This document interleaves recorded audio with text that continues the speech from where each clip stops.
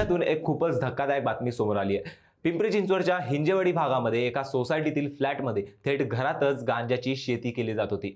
खडकी पोलिसांनी छापा टाकून हा प्रकार उघड केला असून 5 तरुणांना अटक केली आहे। धक्क्याची गोष्ट म्हणजे हे सगळे तरुण सुशिक्षित आहेत। कुणी MBA करतंय, कुणी इंजिनियर आहे। त्यांनी फ्लॅट भाड्याने घेतला होता आणि त्यात आधुनिक पद्धतीने गांजा पिकवत होते। तिथेच अंमली पदार्थांची विक्री देखील केली जात होती। पोलिसांना आधी माहिती मिळाली की तुषार वर्मा नावाचा एक तरुण ड्रग्ज विकतोय।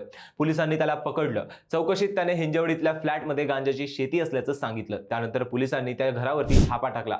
घरात गेल्यावर पोलिसांना पूर्णपणे उभी केलेली गांजाची शेती दिसली। लाईट, पाईप, मशीन असं सगळं साहित्य लावलेलं होतं। गांजासोबत ते साहित्यही जप्त करण्यात आलंय। त्यानंतर पोलिसांनी पुणे, पिंपरी, मुंबई आणि गोवा येथेही छापे टाकले। या सगळ्या कारवाईत गांजा, चरस, मफेड्रोन, LSD असे वेगवेगळे ड्रग्ज सापडलेत।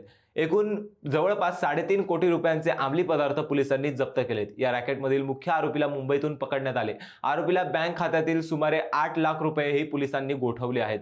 गेल्या काही महिन्यांपासून हे तरुण हिंजवडीच्या घरात गांजाची शेती करून ड्रग्जचा धंदा करत होते। हा मोठा प्रकार पुणे पोलिसांनी उघडकीस आणलाय। त्यामुळे इतका काळ हा सगळा प्रकार सुरू असताना पिंपरी चिंचवड पोलिसांना याची माहिती कशी मिळाली नाही असा सवाल आता उपस्थित होतोय।